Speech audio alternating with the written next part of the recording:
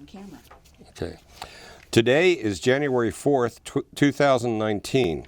My name is Tony Hilliard. I'm a volunteer at the Atlanta History Center, and with me is Sue Verhoff, the Director of Oral History and Genealogy at the Atlanta History Center in Atlanta, Georgia, and also Peggy Hilliard, another volunteer. We're here today to record the oral history of Mr. William P. Montgomery, a World War II Marine Corps veteran who participated in the Battle for Iwo Jima. Mr. Montgomery's oral history is being recorded for the Library of Congress Veterans History Project. We're honored to have you here with us today, Mr. Montgomery, and thank you for participating in the project.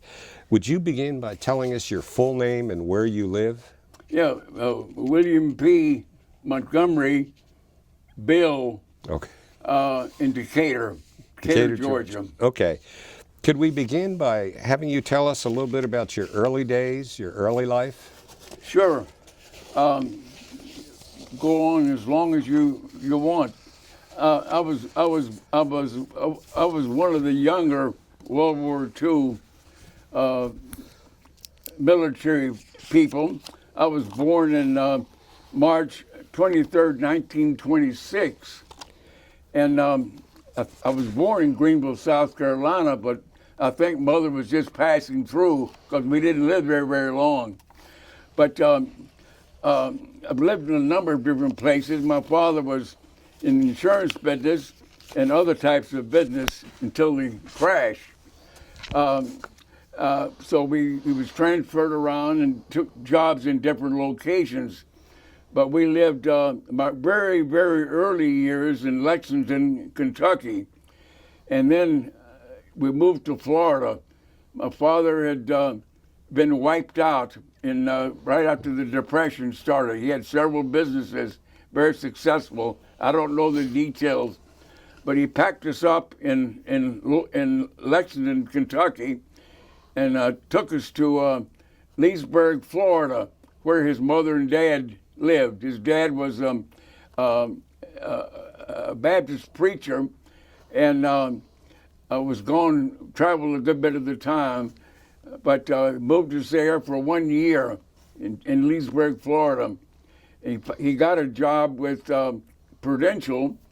Prudential was building their area in Florida, and we worked there for a year. I started the first grade in Leesburg, Florida. Moved to Orlando for 3 years, and then to Jacksonville. So I did for 6 years. I did most of my growing up in Florida.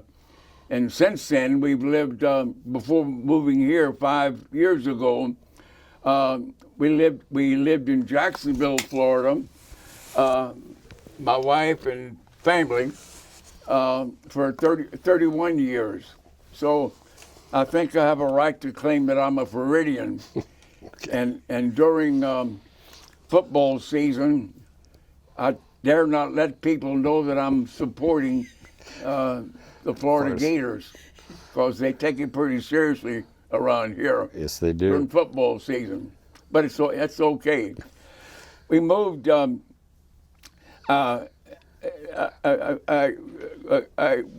went into the Marine Corps at Jackson, Mississippi. My father had been there for about a year, and I went the last 2 years of high school in Jackson, and I'd already committed to the Marine Corps.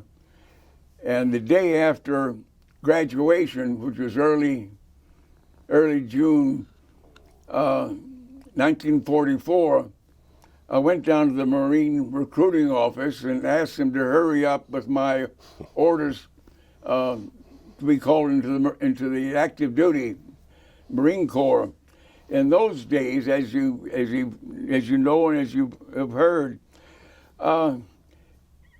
most young men, late teenage boys and young men, were looking forward to joining the military to help fight the fascists and the Nazis, and especially the Japanese after Pearl Harbor. So I went down there and asked them to hurry up with my orders for active duty. They were glad to oblige, and 3 days after graduation, I was on the train to San Diego boot camp. As you were probably in the East Coast, right? Yes. Yeah, I was in the what they call the Hollywood Marines. That's right. Not much Hollywood about it. It was a regular Marine boot camp. Things moved pretty fast then. It was in early 1944.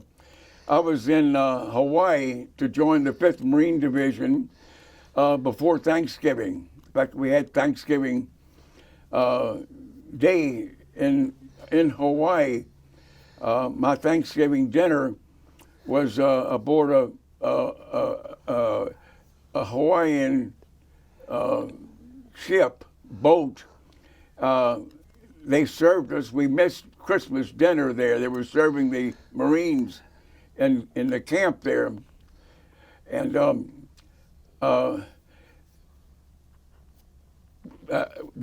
menu. I'm trying to think of the menu. The menu was a half a can of beans, water, and a hot dog. That was the Christmas dinner. We weren't too happy, and they shipped us by truck over to Camp Tarawa, where the 5th Marine Division had its base. Was based. Camp Tarawa, 2nd Marine Division named it Camp Tarawa because they opened the base there. And of course, Tarawa was taken by the 2nd Marine Division. In late January, we were aboard ship for some combat operation. We didn't know where. After 2 or 3 days at sea, they announced, gave us a briefing on the fact that we were to attack an island called Iwo Jima, about 700 miles south of Japan. Actually, it's about 700 miles south of Tokyo, really. They said they were being bombed, and battleships and warships were pounding Iwo Jima. The Air Corps then was hitting it every day. So they expected us to take the island in about less than 3 days. I took 37 days. I was there 37 days. They expected some casualties, of course. They always had casualties, especially in the areas that the Marines landed. I think they were maybe the Army could duck bullets better than we did, but I was pretty good at ducking bullets and artillery and mortars and so forth. But anyway, we landed February the 19th, 1944. We didn't go in until I was assigned to the 2nd Battalion, 26 Marines, 5th Marine Division, and they put me in the a unit of 3 men who were forward observers for the intelligence unit. And we went in about noon. Things were still very hot by then. But anyway, that carries me up to the time of Iwo Jima.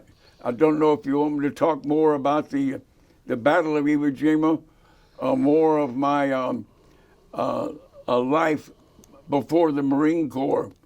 All during the time since 1939, I was a young guy. I was almost 16 at Pearl Harbor time. Okay. But I and many other young men were anxious to get into the war. Well, along those lines, why were you interested in the Marine Corps? Why? Why did I want the Marine Corps? Yeah. Like most young fellows, very young fellows, I wanted to be a fighter pilot. Of course, very tiny percentage ever made it. But my mother's youngest brother, she had eight in her family, all from Mississippi. Her youngest brother was 3.5 years older than I was. He joined up in the Marine Corps, no, the Navy. Navy is in the air training right after Pearl Harbor. For some reason, I guess the reason was he was colorblind. He washed out of the flight training and was switched over to the Marine Corps. This was early in the war, to the Marine Corps as a dive bomber assistant, the gunner in a dive bomber. He was over in the Guadalcanal area and the South Pacific for some time. But then I put this in a little booklet I wrote 19 years ago. I gave a flash drive. I hope you'll be able to read it. I will. It was the memories of Iwo Jima. But he was shot down during that time of combat in the South Pacific. He was my mentor, and Collins was 3.5 years older than I, and that's the reason I wanted to join the Marine Corps, to kill Japs for Collins. His name was Collins. That's where the Marine Corps came in. Okay. And at this point in time, I'm glad I did. I wasn't too glad I did earlier times during combat. Well, tell us a little bit about when you crossed the beach. What as a three was this? Were you part of a reconnaissance unit? Is that what you did? I was with the reconnaissance unit, but we went in about noon. Okay. And the sergeant who'd been in the South Pacific, Sergeant Rasmussen, our job in the jungle area that was the battles over most of the Pacific fighting up to that point. They sent patrols out, intelligence, reconnaissance people out on reconnaissance of the Japs. We learned in Iwo Jima and some of the other islands like Tarawa and Peleliu, you couldn't send people out. They'd be killed automatically if they left too far out in front of the front lines. So our job was to still do reconnaissance, but only up to the level of the front lines. So we were frontline troops as a unit assigned to the 2nd Battalion. Okay. After that, the time when the flag was raised, which was, we landed the 19th, this is the 23rd of February, is the day the flag was raised. At that time, our little unit was lying on an embankment, right shoulder to shoulder, of the 2nd Airfield. To the right of us was the 3rd Division, and to the left was the rest of the 5th Division, getting ready to jump off, move across the airfield. Some of the 3rd Division Marines were moving forward on the right flank. I could see them dropping like flies over across the airfield. I looked over and saw about 500-600 yards away, puffs of smoke coming out of a cave. It was a Jap machine gun.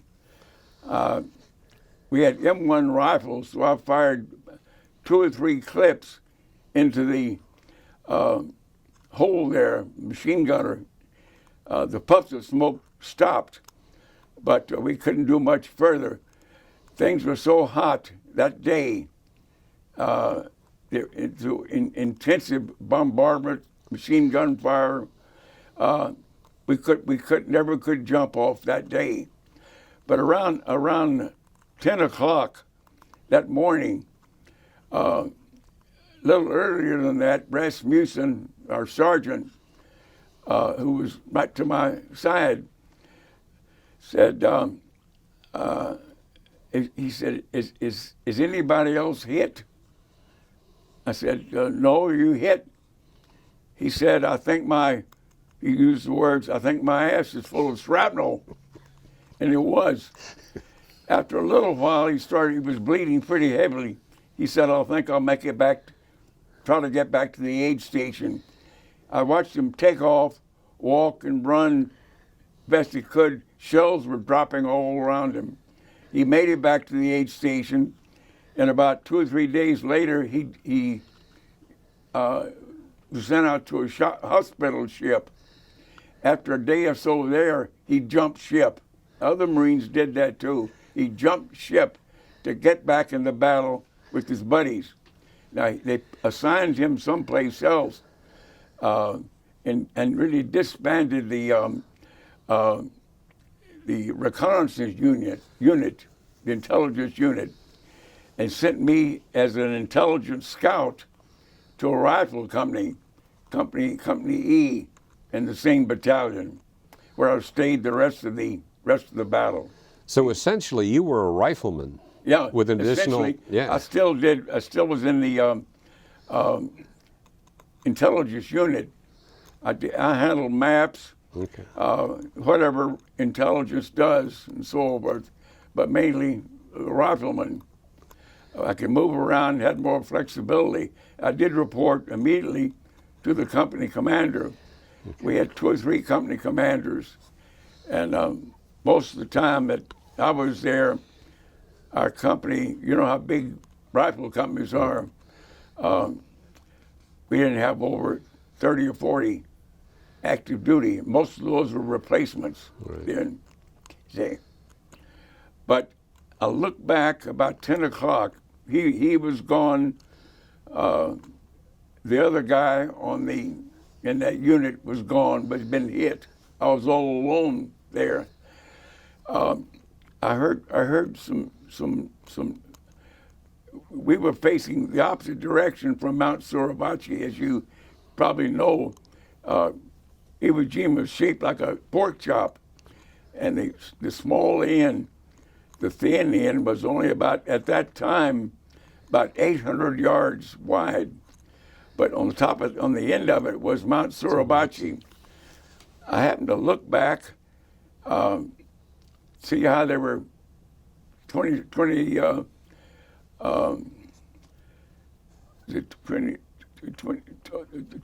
the 25th, was the 25th, I was the 26 Marines. 25th, well, the 25th Marines Regiment. Okay. was assigned to take Mount Suribachi. I looked back and happened to see on top of the mountain the flag going up. Ship whistles started blowing. Marines that happened to see it started cheering. And so we thought that, wow, we raised the flag on Mount Suribachi, the battle's over, we can go home. That was the third day. We stayed there. I stayed there 37 days. After that initial, after the flag raising and the initial response, the adrenaline, if you will, did it just kind of die off, and what was the rest of the 3 remaining weeks like? The rest of it got tougher and tougher especially around the north. Large part of the north was really where we had the most casualties. As you know, we had a lot of casualties there. Some instances was fairly typical, I think. I know one, I did mention this in the little booklet I wrote. It was about halfway through the battle, and I was on guard duty in the foxhole, I guess the company foxhole, which was right on the front lines. Mm-hmm. And about 2 or 3 o'clock in the morning, I was relieved, and they told me, my replacement said, Montgomery, go get some sleep now. So I said, fine. Left the foxhole, tried to find some place to sleep. I found a little slit trench, only about this deep, like maybe a foot and a half deep. Lay down in it, laid my rifle alongside me, which I shouldn't have done, and dozed off to sleep. About 2 feet to my side was a nice deep foxhole. 2 Marines were in it. All of a sudden, all hell broke loose. Some Japanese had broken out of a cave or an underground tunnel way in our rear, and was trying to work their way to their own lines. When they got to our area, which a little road ran through it, they were throwing hand grenades and everything else, trying to shoot Marines. I felt the guys to my right were firing over my head, this close to my body. I couldn't raise up. You'd get shot. All of a sudden, there must have been a dozen hand grenades, explosions right near my hole. Finally, things quieted down, and of course, the Marines were shooting. The Japs shot most of them. Some of them made it through. Some were still alive. The guys next morning, when I dozed off to sleep. You could sleep under most circumstances in those days. Next morning, about daybreak, I woke up, and the guys next to me were astounded. They said, "We thought you were dead. We saw grenades landing right in your hole." I said, "No thanks to you guys. I'm still living." Because I was shooting right over me, see. Got up and did clean up. There were several Japanese still in holes around.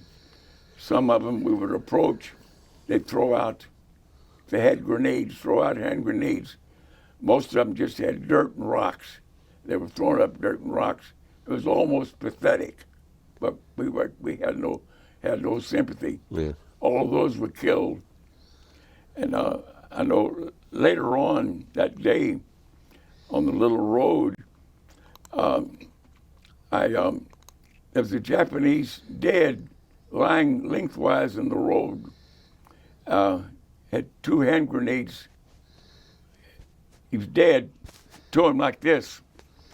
And a Marine tank rolled up, and a guy popped out of his hatch and said to me, he said, "Hey, buddy, how about moving the dead Jap away so we can roll over there?"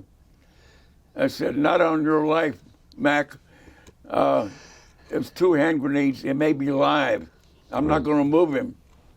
So the guy went back, closed his hatch, and tank rolled right over him, lengthwise. I went over to him after that. Nothing exploded. He had a rifle with a bayonet on it. I took the rifle. We were souvenir hounds.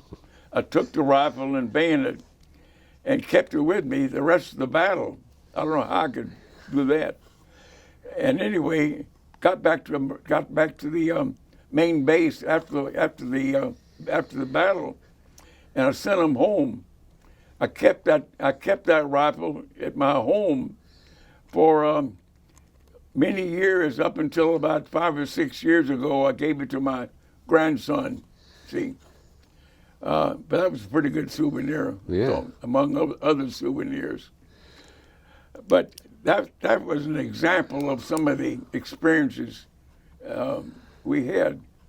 As the battle progressed and you got closer to the end of the 37-day period. Yeah, this is about halfway through. Toward that second half, I mean, what was it? how, this is going to sound dumb, but how stressful was it? I mean, did you ever feel that things were getting better, or was it bad all the way through? Yeah, it was intense, as intense up until the last 2 weeks, I guess, as it ever had been. Okay. The most intense part of it was the beach. A lot of men were killed and hit on the beach, but the most intense fighting was, I guess, the day the flag was raised. Okay. That's when I was the only survivor of my little unit, and men were dying one after the other. Towards the end of the battle, about 30-something days later, I was one of the very few Marines in the combat in the rifle units that hadn't been hit. So it was a few of us, and the rest of them were replacements, and not many of those. Maybe our company wound up with maybe 30 or 40 men, mostly replacements. See? Okay. But it was situations like the hand grenades, many times over. I think because I was young, and most of us were 18, 19 years old. I had my 19th birthday on Iwo Jima. I think the fact that we were just kids helped us to maintain our so-called stability. Most of the men that I saw that had cracked up, and there were a number of them, were the older men. The older men were those late 20s and early 30s. Us young guys, by and large, were not married. We were young. We didn't know what life was all about. Right. So very few of us cracked up. I many times I was terrified, as everybody was, when mortars and artillery shells are dropping right by you. Many, many times. I guess I estimated once that artillery fires were hitting right near me. I figured about 800 times Really? during the whole 37-day battle. Some parts of all day you'd be hitting the deck flat when artillery shells came in. And one was, for example, you remember the rocket trucks? Yes. We had some rocket trucks there, and those guys would roll their rocket truck up to the front lines. We hated to see them coming, fire their rockets off, and take off, roaring off. We still were there. Invariably, Japanese would throw a bunch of shells in right around us. So we hated the rocket trucks to come to our area, see. But it was intense. You were terrified mainly at the intensity of the artillery and big mortar shells. But you're terrified, but I never felt that I was close to losing it. Never did. That's good. See, guys, my best buddies were killed, for example, or hit. For example, one guy, it's about the last week of the battle, was a replacement. He was terrified at everything, just about. Just because somebody was shooting at him, he was terrified. See? But his name was Brown, and I kind of took him under my wing. I must have been 19. He must have been still 18. I kind of took him under my wing, so to speak, in the rifle company. The rumors flying around that day that our outfit would be leaving the island. Most of the activity, fighting activity, was past. Most of it was snipers and artillery, but not nearly as tense as it had been the first several weeks. We were sent out on again, rumors were we were leaving the next day, which we did. Sent out to accumulate dead Marines, pull them to the road so the cemetery trucks could pick them up and take them to the cemetery. Worst part of that was most of the Marines dead had been there for a week or so. We would take their arm or leg to pull them to the road. The arm or leg would come away from the body. Yeah, that's gruesome. Made us sick, you know. Yeah. And that's terrible to see a dead Marine. That happened to him, almost sacrilegious to him. But this guy, I heard a couple of shots, and went over to that area. The day before, I guess that day, I told Brown. I said, Brown, we've heard that we're leaving this island tomorrow. And he said, I said, looks like you made it through, Brown. He said, yeah, looks like I made it, Monty. After those shots, I went over there. There were 2 men that had been killed, been shot in the back, and all that entails. I'm not going into that now. But they were dead. The first guy I didn't recognize. The second was Brown. Yeah. And the sad thing is he didn't make it after all. I thought many times about driving down to, I lived in Richmond, Virginia after the war, driving down trying to find out where his home was. It was in South Carolina, I think. Where it was, I think he lived on a farm. And I was going down and talk to his parents, but I never did. See, some things you regret so much. Let me take you off the island. Let me take you off the island for a minute and go back. Yeah.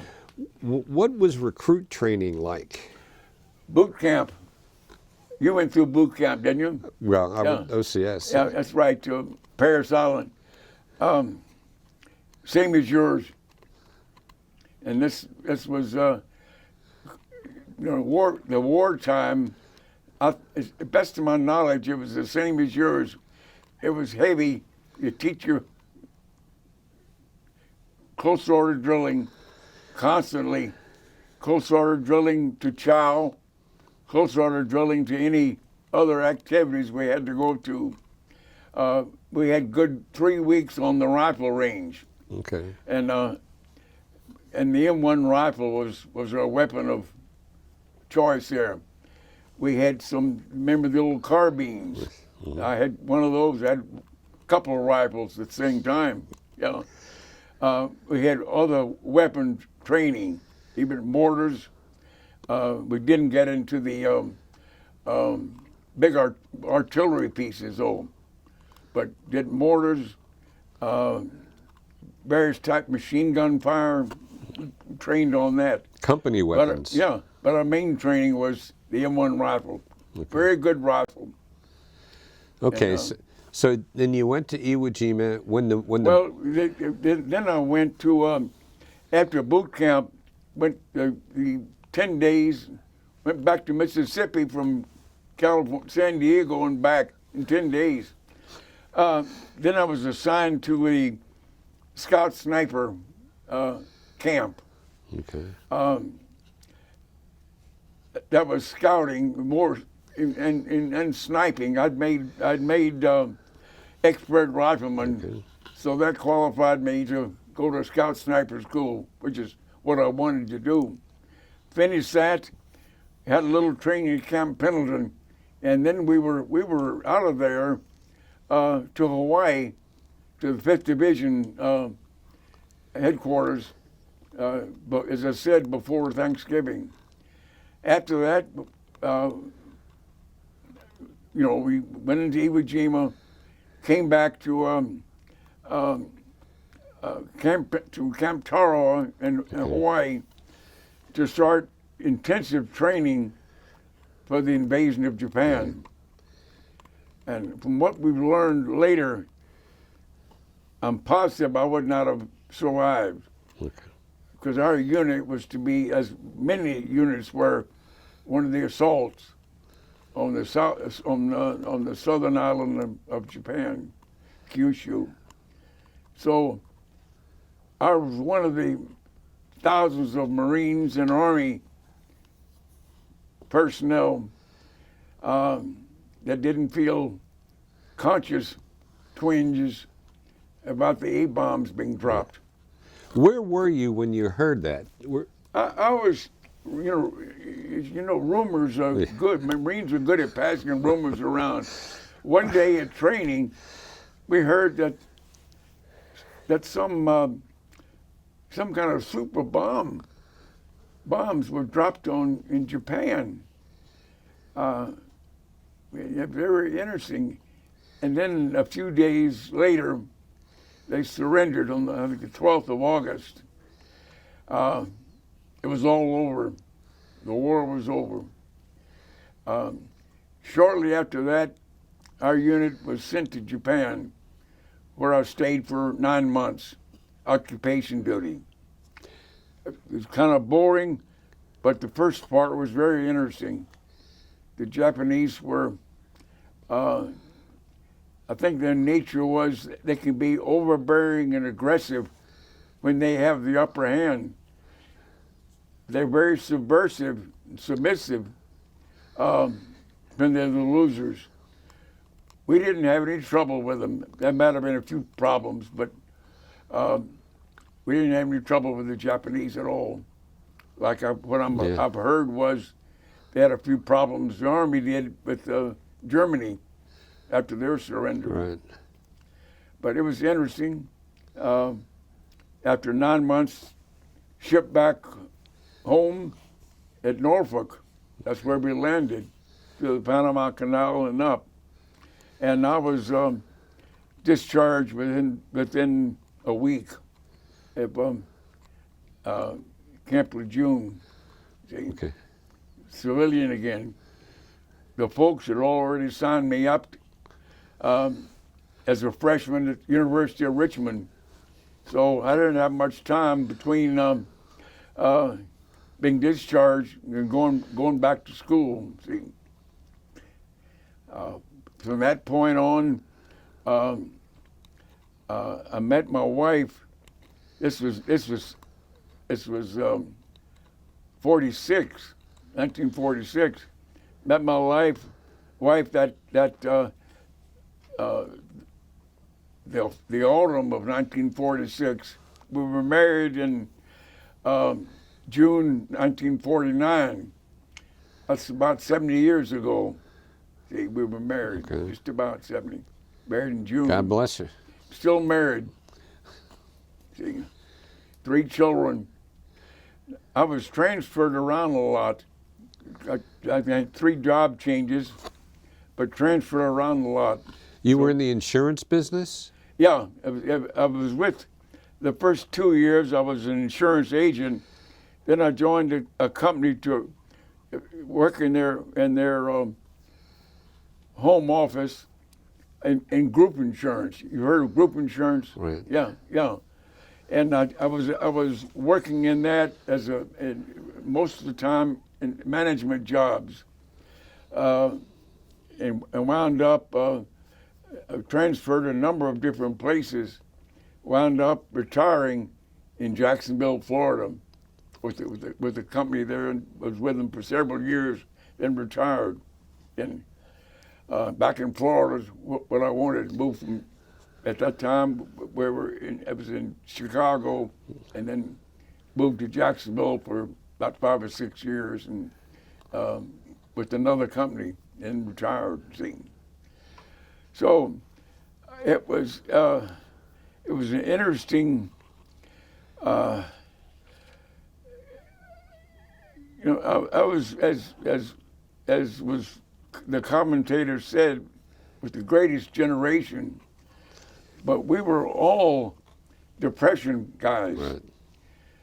Some of the older guys in the 30s and 40s and so forth were before the crash. Right. Were in the military before that. But most of us were.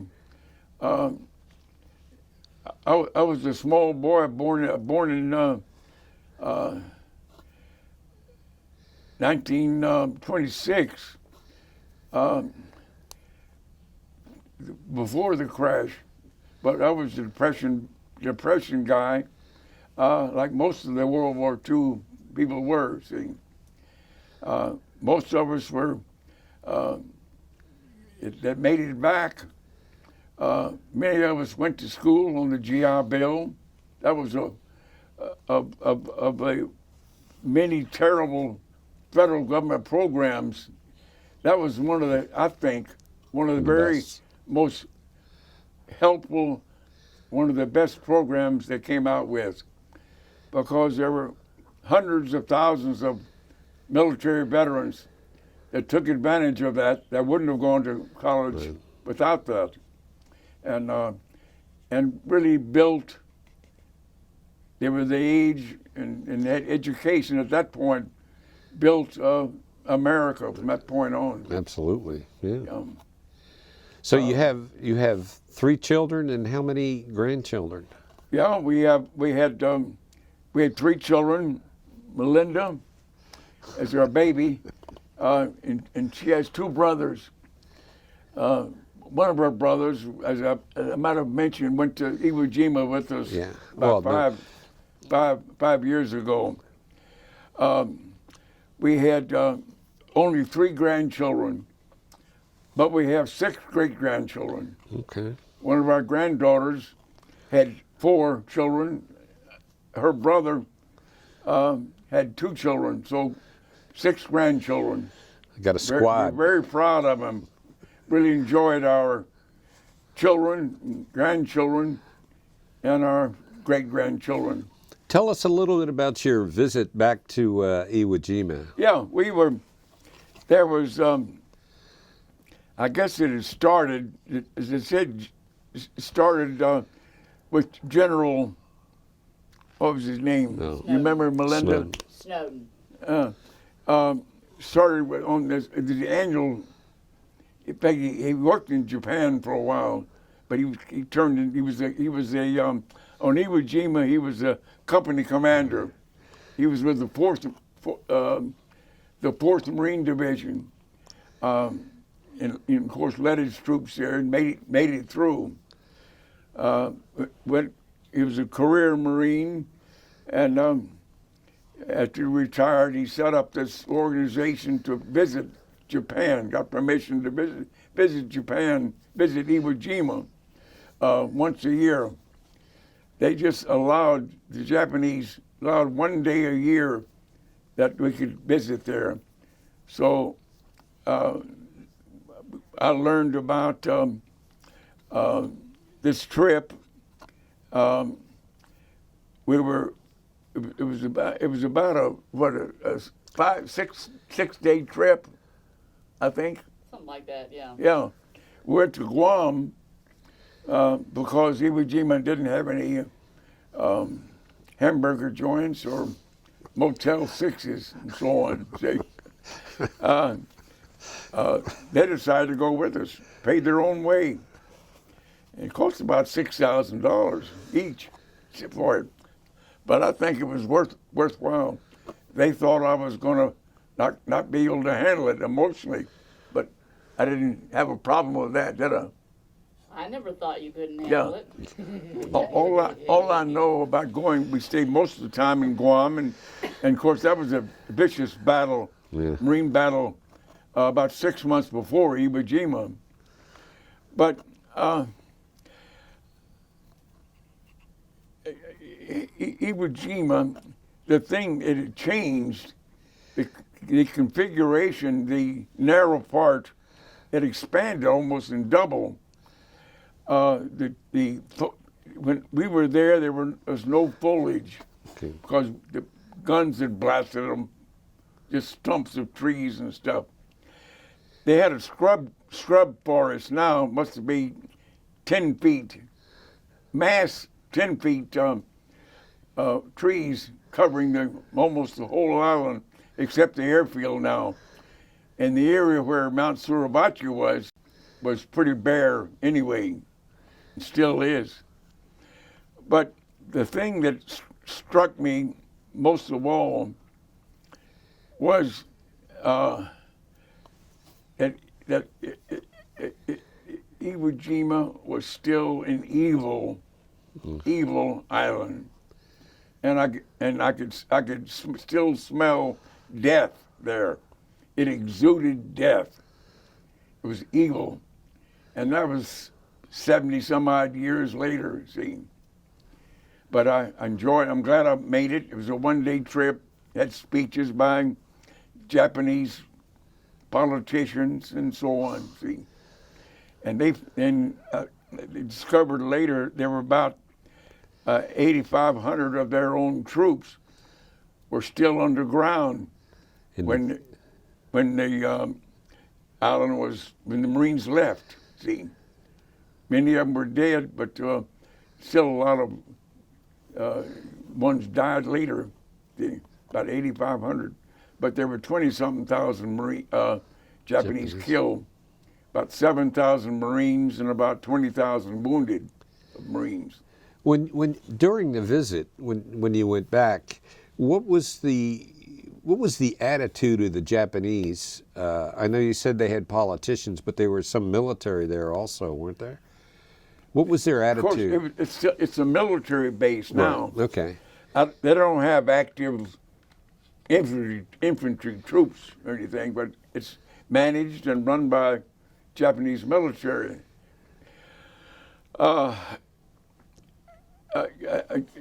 Very friendly. Okay. This general was very friendly and demanded that we be courteous. Back during the day of where the ceremonies, he asked all of us to wear coats and ties. So a lot of pictures of coats and ties, which is unheard of on Iwo Jima. It was hot, wasn't it? even nowadays, see. But it was a Japanese bus, a Japanese driver had shuttled us to the top of Suribachi. So it was a very pleasant. It had been a long time. I spent a lot of time, 9 months in Japan. In fact, since then, my wife and I had visited as a tourist Japan, maybe 10 years earlier. See, like the Japanese, but I still think their nature is if they can be overbearing. I think if they have control of things, and they can be very submissive if they don't have the upper hand. Have you run across any of the people you served with since you're No, not that I knew personally. I have right after the war, a couple of my buddies happened to be in town and called me. This was back in the late '60s, the late '40s. Okay. I've seen of course, the graves of many good buddies, and the thing about Japs taking over Iwo Jima, giving it to them, they had to move we had 3 cemeteries there. We had a day off toward the end of the battle. I and some buddies visited the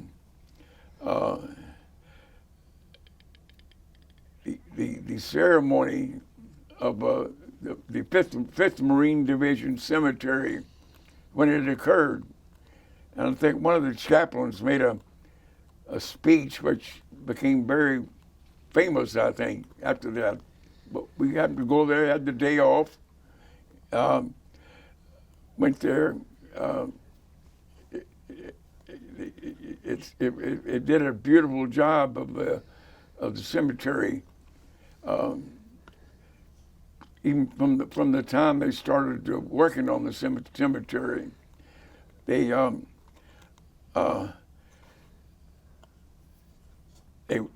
would take the Marines. Most of them did have their name tags. Yeah. Leave one with them. They would put up a cross, wooden cross, nail the dog tag to the cross, and did a very good. But then they would bulldoze big long trenches, lay the Marines side by side there, fill them up again, fill the dirt up, and put these crosses with the names on it above their bodies. See, but that all had. There were 3 cemeteries, 3 divisions. That had to be removed. Okay. Bodies had to be removed, and when the Jets took it over, which is a shame, I think. But I think they realized that when they turned it over. I think Jimmy Carter, president, arranged for that. See.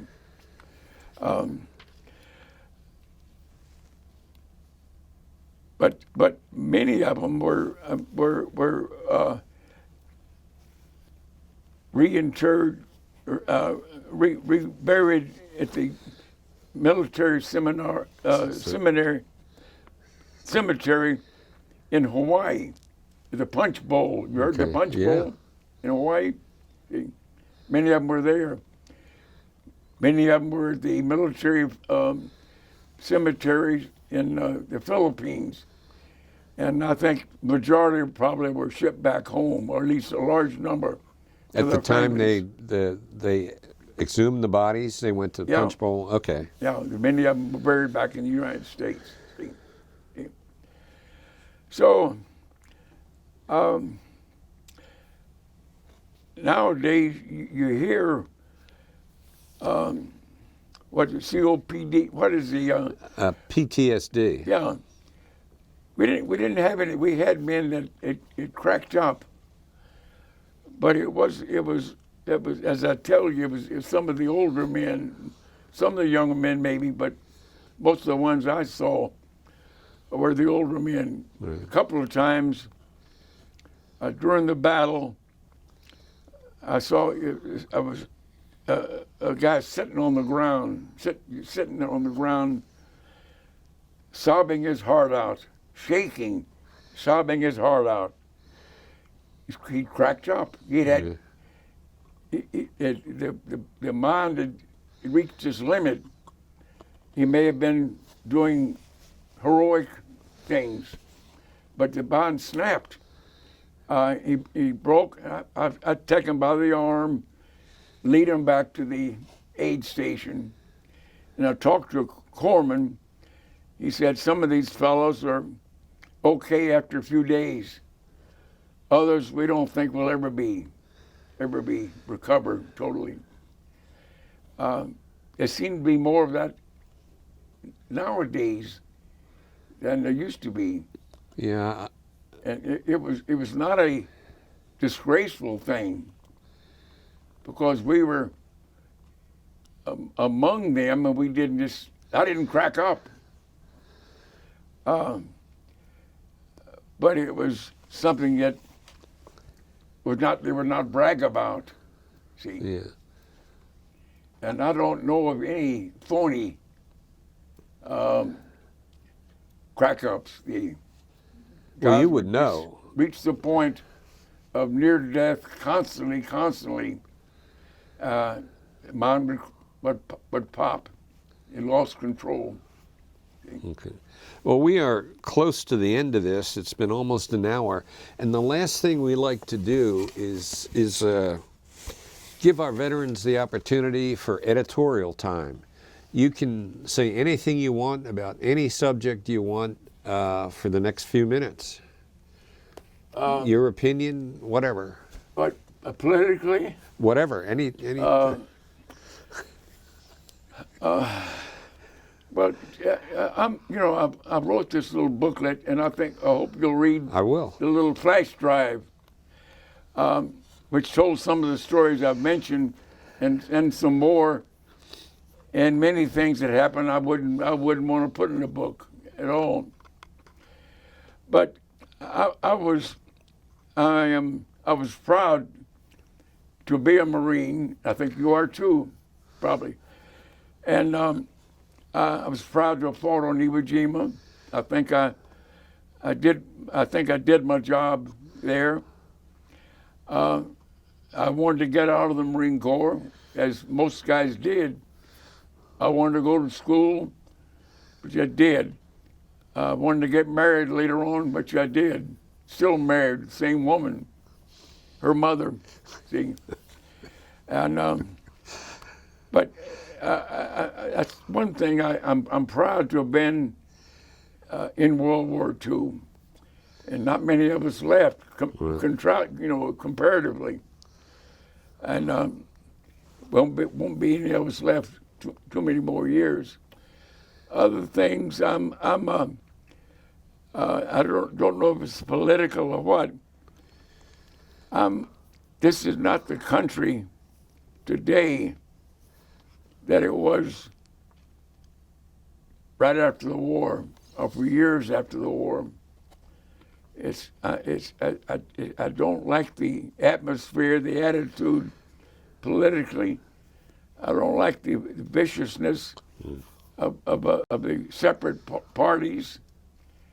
I don't like the social mores among the younger people now.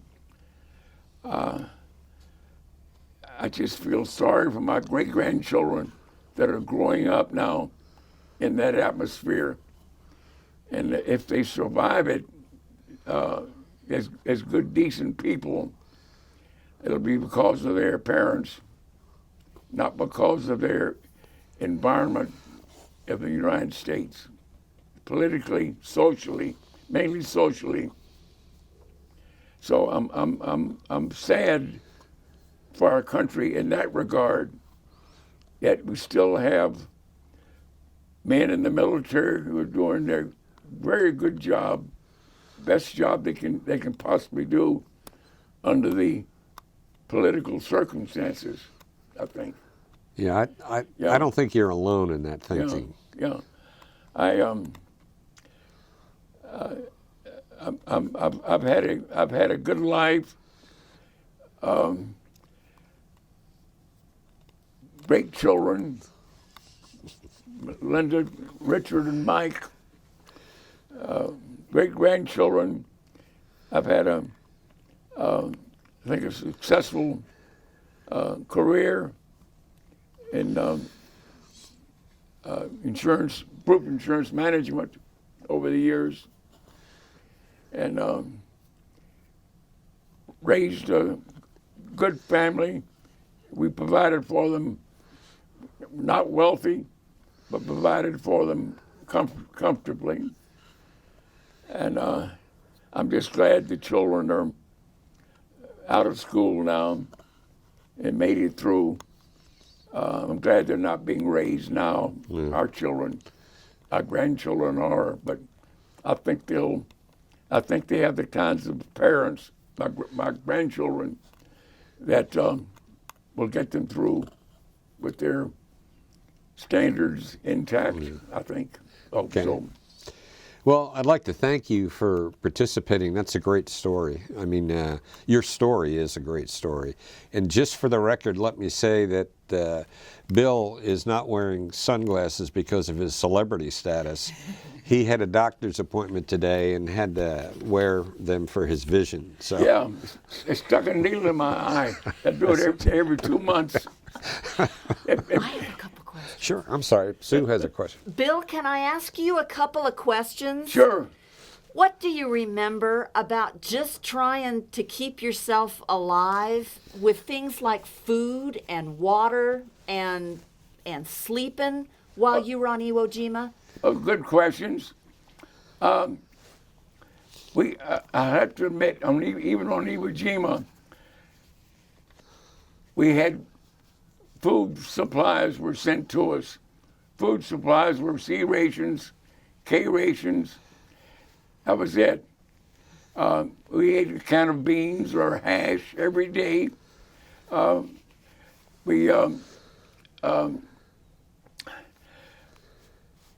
was the other items you mentioned? Just things like food, water, staying dry, getting clean. Oh, yeah.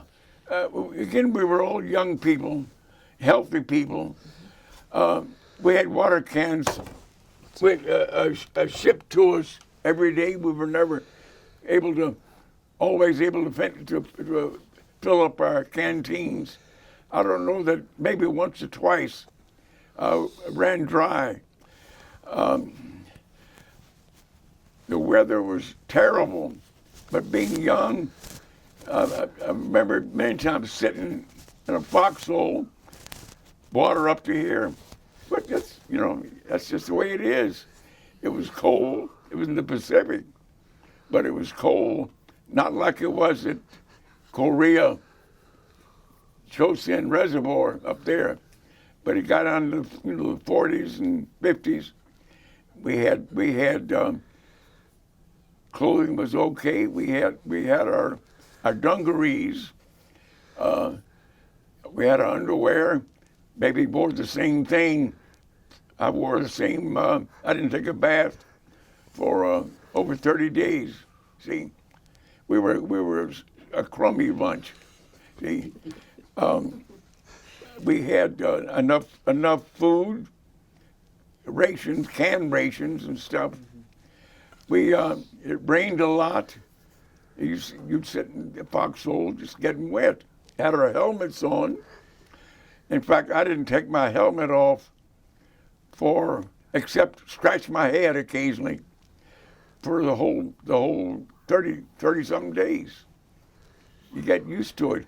You take it off to scratch your head, you get dizzy because you've been carrying how much do they weigh? The old ones, 2 or 3 pounds of steel on your helmet. But we were glad to have them. See? So most of us, in spite of hardships, not as hard as some instances they have today. They're having today. But most of us, those that weren't hit, had enough to eat, enough to drink. We had our dungarees. We had a wool shirt. We had field jacket. Had our helmets, and we had our poncho. So we were not comfortable, but we weren't freezing to death like so many people were. I know I meant to mention. Iwo Jima is sitting on a volcano, a hot live volcano. It used to be live, but it's still below the surface. It's red hot. Holes. We often dig holes in the central part of the Iwo Jima, where the more lava underground. We dig a foxhole, and our cold beans we could bury on the side of the foxhole. It made hot food. shortly. It was so hot, we took our ponchos, fold them up, and kneel down on them or sit on them because it was too hot to go on the bare ground. But we survived. We made it okay. See? One last question. I'm assuming you came back to the States through San Francisco. No. No? Norfolk. We went That's to, right, Norfolk. Yeah, after 9 months in Japan, the war was over. People forgot about the war. We never had benefit of the parades and all that. Gotcha. But anyway, we went to Hawaii, to Panama Canal, to Panama Canal, up to Norfolk. That's right. I'm It took sorry, about yeah. 30-something days to get there. And we hadn't seen Americans. We hadn't seen American women in about 2 years, see. But we were first we were glad the war was over, and we were finally glad to get home, even though it was a year late. Awesome. Thank you. Okay. Okay. Again, thank you very much. We appreciate your time and your contribution to Glad this. to do it. Glad to do it. I don't mind talking about it. Done this once or twice, a couple of times with other groups. Good. See, and talked. I was not active in Marine veteran organizations for years and years. I didn't talk about it much for the first 15, 20 years. I think that's pretty typical. But now the older you get, I've been active in veteran groups, not right now, but the veteran active with them. Marines are good people generally, as you know. You're one of the guys that my age group and even today talk about a lot. You know, the old Corps. Yeah. I mean, you were the old Corps. Yeah, I guess I was. We used to talk about the old Corps too. Marines back in the 30s fought in Honduras and wherever they were. China. China, You yeah. remember the old China Marines? China Marines, yeah, the 5th Marines. Okay, are we good? I think we're good. All right. Thank you very much. Well, you're certainly welcome. Hope I didn't take too no, much no, time. no. You were spot on. It was good. Thank you so much. Really?